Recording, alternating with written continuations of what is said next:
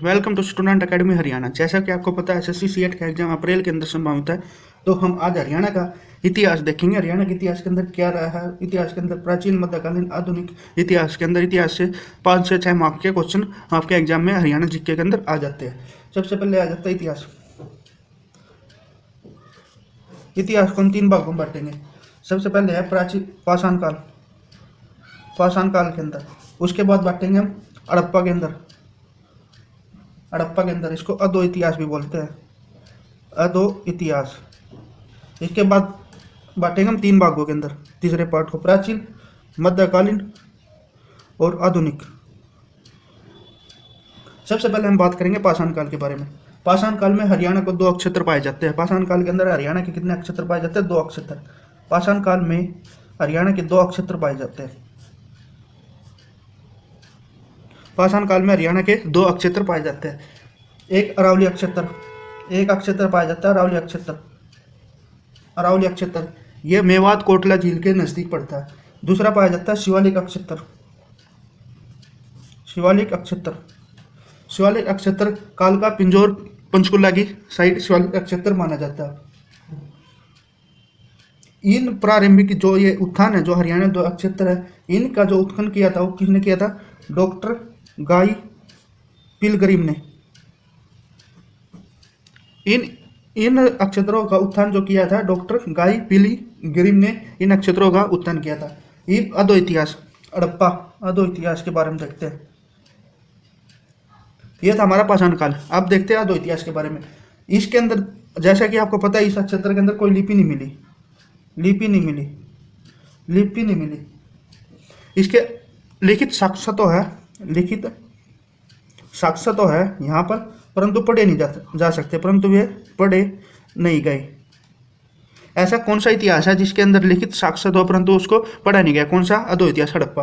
अब इसके अंदर आ जाता है हड़प्पा सिंधु घाटी सभ्यता और सीसवाल सभ्यता। यह हड़प्पा सीसवाल सभ्यता भी हड़प्पा का भाग है। सबसे पहले सीसवाल सभ्यता, सीसवाल सभ्यता। सीसवाल सभ्यता ये कहाँ पे? हिसार के अंदर। सीसवाल कहाँ है? हिसार के अंदर। हिसार के अंदर सीसवाल सभ्यता है। और इसकी खुदाई कहाँ किसने की थी? पंजाब यूनिवर्सिटी के प्रोफेसर थे डॉक्टर सूरजबान, डॉक्टर सूरजबान। 1968 के अंदर इनके नेतृत्व के अंदर हिसार के अंदर सीसवाल सभ्यता की खुदाई की गई थी। यह सीसवाल सभ्यता हिसार, रेवाड़ी, गुरुग्राम अक्षेत्रों के अंदर फैली हुई है। फिर हड़प्पा सभ्यता, हड़प्पा सभ्यता। हड़प्पा की लिपि आज तक पढ़ी नहीं गई। क्यों नहीं पढ़ी गई? क्योंकि इसके लिखित साक्ष्य तो परंतु वो पढ़ी नहीं गई, इसलिए हड़प्पा सभ्यता के अंदर लिपि को पढ़ा नहीं गया। यहाँ से कुछ मुद्राएं भी प्राप्त हुई है। समाज जाति पर आधारित नहीं है। हड़प्पा सभ्यता ऐसी कौन सी सभ्यता है जो समाज जाति पर आधारित नहीं है? कौन सी सभ्यता? हड़प्पा सभ्यता। यहाँ से ऐसी मुद्राएं भी प्राप्त हुई जिन पर हिरण, घोड़े, बकरे इसके ऊपर अंकित थे। यहाँ से कुछ ऐसी मुद्राएं प्राप्त हुई जिस पर हिरण, दरियाई घोड़े और बकरे अंकित थे। आरसी मजूमदार के अनुसार यहाँ पर आर्य आए थे, के अनुसार आर्य थे। आरसी मजूमदार के अनुसार आर्य कौन सी सभ्यता के अंदर थे? हड़प्पा सभ्यता के अंदर आर्य थे। यहाँ पे घोड़े के संबंध में कोई जानकारी नहीं मिली। हरियाणा में भूत प्रेत व शक्तियों में विश्वास रखते थे। इस सभ्यता के लोग है ना जो भूत प्रेत तथा प्राकृतिक शक्तियों में विश्वास रखते थे। ये हड़प्पा सभ्यता के अंदर महत्वपूर्ण स्थल है। इसके अंदर एक है मिताथल। मिताथल कहाँ है? भिवानी के अंदर। मिताथल भिवानी के अंदर। और इसकी खुदाई का श्रेय किसको जाता है? डॉक्टर सूरजबान को। डॉक्टर सूरजबान को मिताथल की खुदाई का श्रेय जाता है। यहाँ से हमें तांबे की कुल्हाड़ी प्राप्त हुई थी।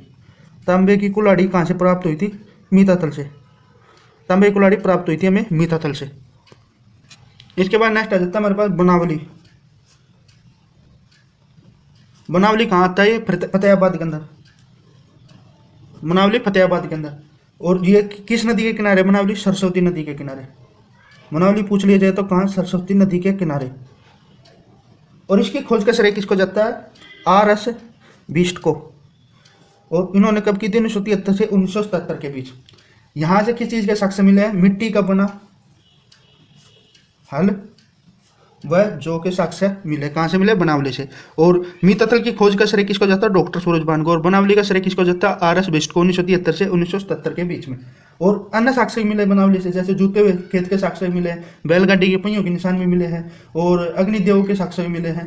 यहाँ से जो मुद्रा मिली थी उन पे क्या कौन से विचित्र पशु अंकित थे? जैसे जिसका धड़ सिंह की तरह था, ऐसे पशु मिले थे जिसका धड़ सिंह की तरह था, जिसका धड़ सिंह की तरह था, तथा सिंह थे जो वो बैल की तरह थे, सिंह थे बैल की तरह। धड़ था सिंह की तरह और बैल थे सिंह की तरह। ऐसी साक्ष्य कहाँ मिले? बनावली के अंदर। इसके बाद कुणाल रतिया। कुणाल रतिया ये कहाँ? ये भी फतेहाबाद के अंदर। ये कौन सी नदी के किनारे? सरस्वती नदी के किनारे। ये भी कहाँ? सरस्वती नदी के किनारे। सोने, यहाँ पर सोने व चांदी के गहने मिले थे। सोने व चांदी के गहने कहाँ पे मिले थे? कुणाल रतिया के अंदर। कुणाल रतिया के अंदर सोने व चांदी के गहने मिले थे। यहाँ से गलत निवास के भी साक्ष्य मिले थे। 2 शादी मुकुट मिले थे यहाँ पे। 2 शादी मुकुट कहाँ मिले थे? 2 शादी मुकुट। 2 शादी मुकुट कहाँ मिले थे? कुणाल रतिया के अंदर। इसके बाद आ जाता है बिरराड़ा। ये कहाँ? ये भी फतेहाबाद के अंदर। ये भी फतेहाबाद के अंदर। और ये कौन सी नदी के किनारे? सरस्वती। ये भी सरस्वती नदी के किनारे। इसकी खुदाई किसके द्वारा की गई थी? एस राव के द्वारा। कब? 2003 से 2004 के अंदर। इसके बाद नेक्स्ट आ जाता है राखी गढ़ी। राखी गढ़ी। राखी गढ़ी कहाँ पे है? हिसार के अंदर। और ये 2 नदियों के किनारे पर स्थित है, एक दरष्टवती व एक चेतांग नदी। चेतांग नदी के किनारे है राखी गढ़ी। कहाँ? चेतांग नदी और दृष्टिवती नदी के किनारे पर। इसकी खुदाई किसके द्वारा की गई थी? डॉक्टर अमरेंद्र नाथ के द्वारा। और यहाँ पे साक्ष्य मिले थे गेहूं के, चावल के साक्ष्य मिले थे यहाँ पे। यहाँ इस राखी गढ़ी के अंदर जो मृतक हो जाते, जो मर जाते, उनके शव को कहाँ दफनाया जाता था? लंबे गड्ढे के अंदर। लंबे गड्ढे के अंदर दफनाया जाता था। यहाँ पर ईंटों के, अन्ना घरों के भी, स्नान घरों के भी अवशेष मिले हैं राखी गढ़ी के अंदर। ईंटों के, स्नान घरों के साक्ष्य भी कहाँ मिले हैं? राखी गढ़ी के अंदर। इसके बाद नेक्स्ट आ जाता है बालू। बालू कहाँ पे है? कैथल के अंदर। इसकी खोज किसके द्वारा की गई थी? 1977 के अंदर डॉक्टर सूरजभान व डॉक्टर जिमले के द्वारा। डॉक्टर सूरजभान व जिमले के द्वारा। और डॉक्टर सूरजभान ने एक और खोज की थी किसकी? मीतातल की। मीतातल की खोज किसके द्वारा की गई थी? डॉक्टर सूरजभान के द्वारा। और बालू की खोज भी किसके द्वारा श्रेय किया जाता है? सूरजभान व डॉक्टर जिमले। इसके बाद जाता है भगवानपुर। भगवानपुर ये कहाँ? कुरुक्षेत्र के अंदर। और ये कौन सी नदी के किनारे? सरस्वती नदी के किनारे। सरस्वती नदी के किनारे। और यहाँ पर कांच के तांबे की चूड़ियाँ मिली थी। यहाँ पर किसकी चूड़ियाँ मिली थी? कांच व तांबे की चूड़ियाँ कहाँ मिली थी? भगवानपुर के अंदर। और इसकी खुदाई किसके अनुसार की गई थी? 1975 और 76 के अंदर भारतीय पुरातत्व सर्वेक्षण विभाग के द्वारा 1975-76 के अंदर भगवानपुर की खुदाई की गई थी। इसके बाद आ जाता है गिरावड़। गिरावड़ कहाँ पे आता है? रोहतक के अंदर। रोहतक की तहसील है मैम, उसके अंदर गिरावड़ आता है। और इसकी खुदाई 2006 के अंदर विवेक दांगी के द्वारा की गई थी। 2006 के अंदर विवेक दांगी के द्वारा की गई थी। यहाँ पर क्या मिला था? मृद भांड की 2 बटिया मिली थी। 2 बटिया कहाँ मिली थी? गिरावड़ के अंदर, मृद भांड के अंदर। इसके बाद आता है दौलतपुर। दौलतपुर कहाँ पे है? ये है कुरुक्षेत्र के अंदर। कुरुक्षेत्र में कहाँ? थानेसर। थानेसर के अंदर रहता है। और ये किस नदी के किनारे? चेतांग नदी के किनारे। चेतांग नदी के किनारे। और इसकी खुदाई भी किसके द्वारा की गई थी? संस्कृति एवं पुरातत्व विभाग के द्वारा। जो जिसकी कुरुक्षेत्र के अंदर खुदाई की गई थी उनकी खुदाई पुरातत्व विभाग के द्वारा की गई थी। और यहाँ पे किस चीज की मोहरें मिली थी? मिट्टी की मोहरें मिली थी दौलतपुर के अंदर। एक है मदीना। मदीना मैम के अंदर आता है। मदीना। मदीना कहाँ? रोहतक के अंदर, मैम तहसील के अंदर। इसकी खुदाई 2007 और 2008 के अंदर डॉक्टर मनमोहन कुमार द्वारा की गई थी। कुमार ने करवाई थी। डॉक्टर मनमोहन कुमार ने इसकी खुदाई की थी। एक है फरमाना खास, फरमाना दक्ष खेड़ा। और ये भी कहाँ आता है? मैम के अंदर। ये भी कहाँ आता है? मैम के अंदर। इसकी खुदाई के, जब इसकी खुदाई हुई थी उस दौरान कब्रिस्तान के अवशेष मिले थे। खुदाई के दौरान किसके अवशेष मिले थे? कब्रिस्तान के। और इसकी खुदाई का श्रेय किसको जाता है? डॉक्टर विवेक दांगी को।